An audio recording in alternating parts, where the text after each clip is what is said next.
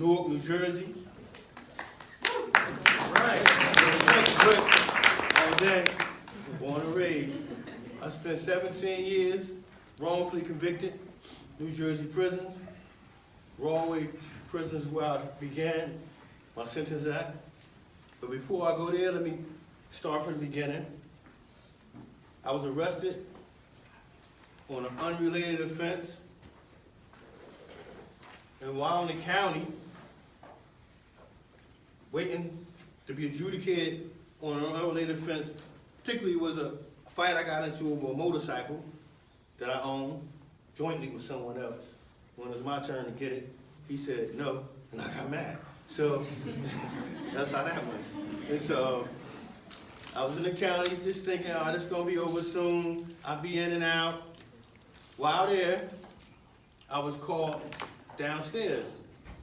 Now I'm going downstairs thinking I'm going to talk to my lawyer about this incident. I'll be home, maybe they give me a little bail.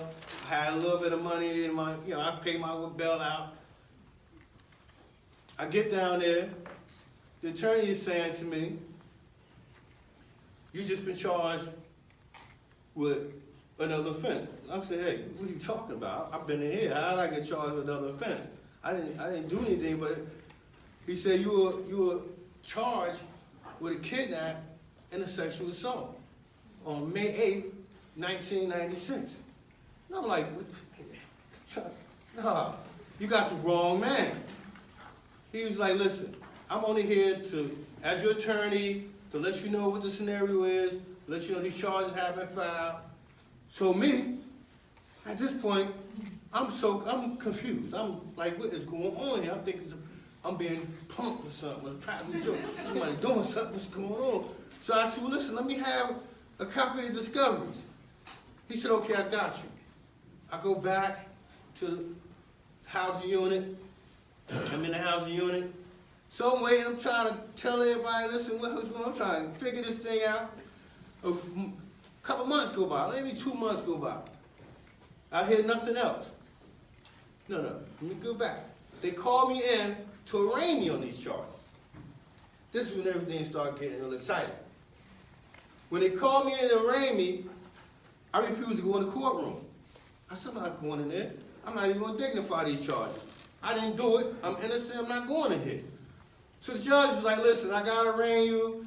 I said, well, whatever you got to do, I'm not coming in there. So they got clever.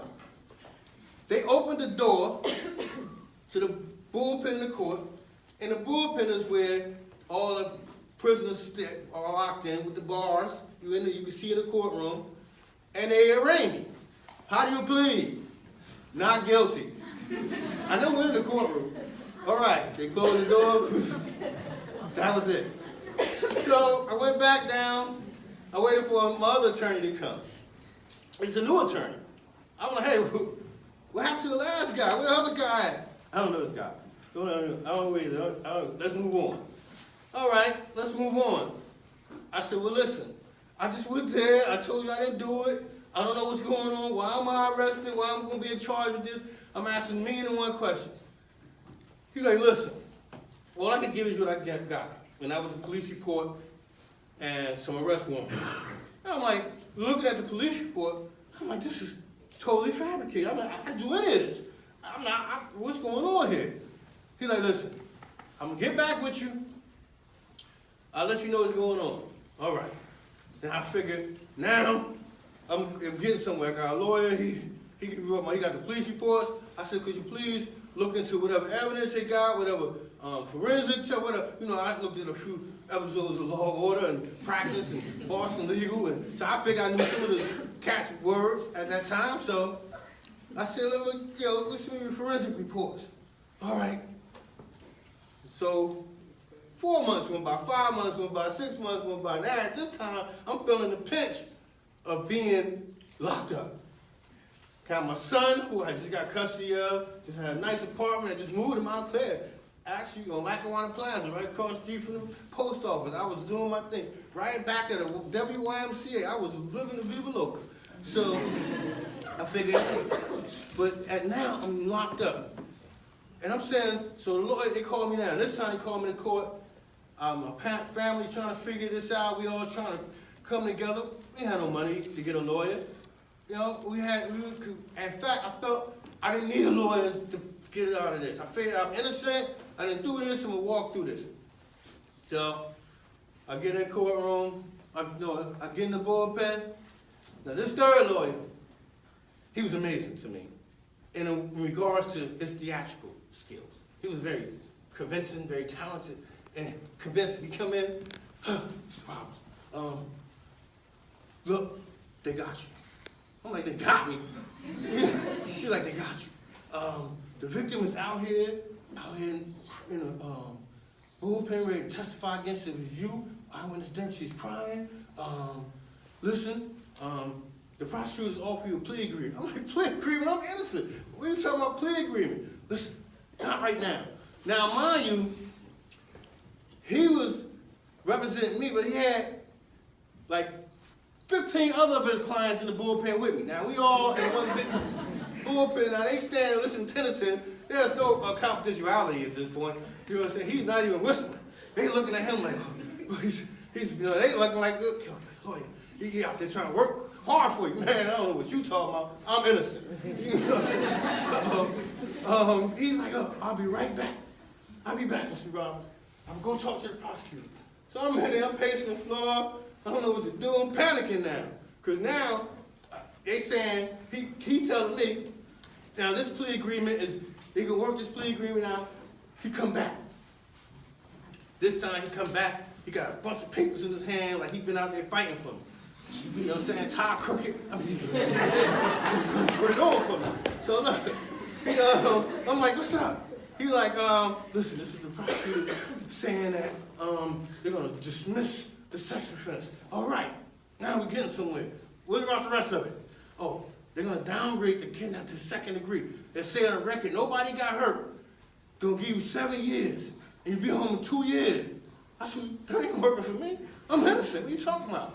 Listen, on the other side of that is life in prison. They're ready to prosecute you right now. It ain't looking good for you. They got you. They got you. The prosecutors run out here. You go to trial right now. And I'm like, listen, how they got me? You know what I'm saying? He's like, look, they got all the evidence. I'm panicking now. I'm scared at this point because this is my lawyer telling me this. Now, this is the one person I felt was on my side because he was my lawyer. And I'm like, yo, this is not going in my direction. Now, the fact that they said that they could hold me for the rest of my life was resonated in my mind because I was already locked up. So I knew they had me. They already proved that they could hold me in jail. They had me in there all that time. So I said, well, they convinced me they could lock me up because I'm locked up. So that's part of the solve. So move on. The rest of my life, wow. So I'm sitting there like, so in total confusion. I'm hurt. I'm feeling like my life is about to go down the drain. It was like they gave me a choice between Satan and Lucifer.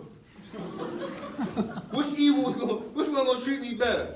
Now this evil was wrong for making me plead guilty to a crime I ain't commit, and this evil was wrong for convincing myself to plead guilty to the 2 years to save my life from being served a life sentence. So I had two evils that was on the table. So I said, I'm gonna choose Lucifer.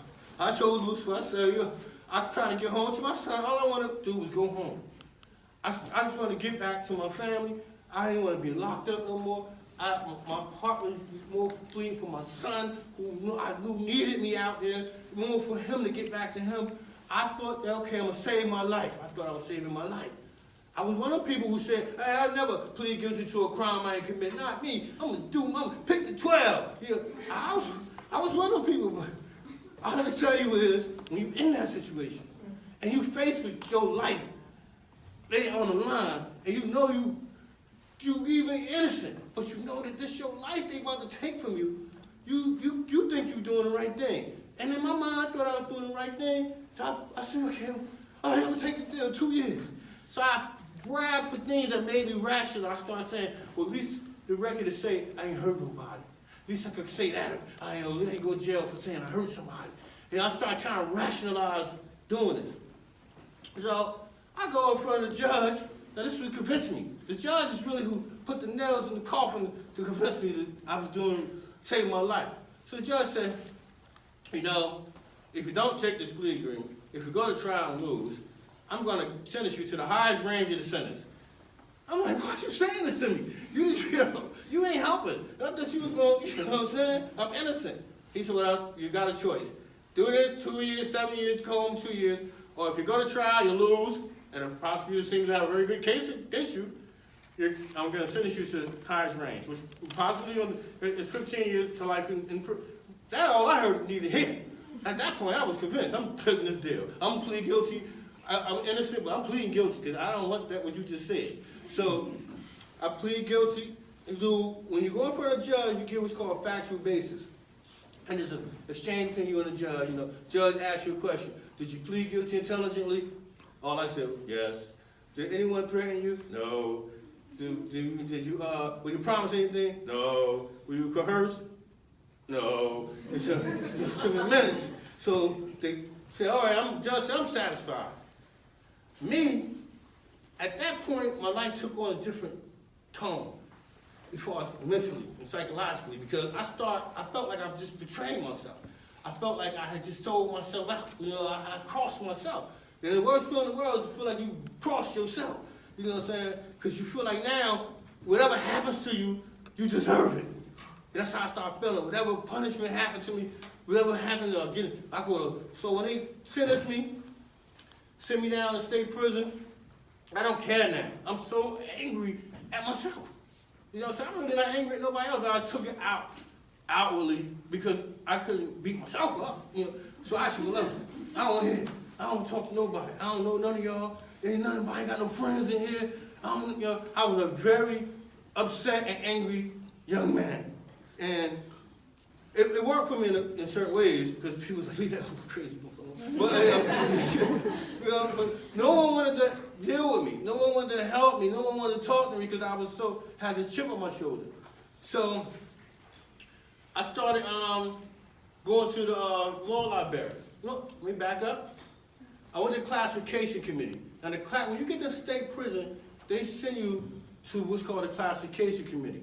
Now this committee is made up of all the heads of every department that sit, and what they do is they prescribe your housing, your work, and your custody status.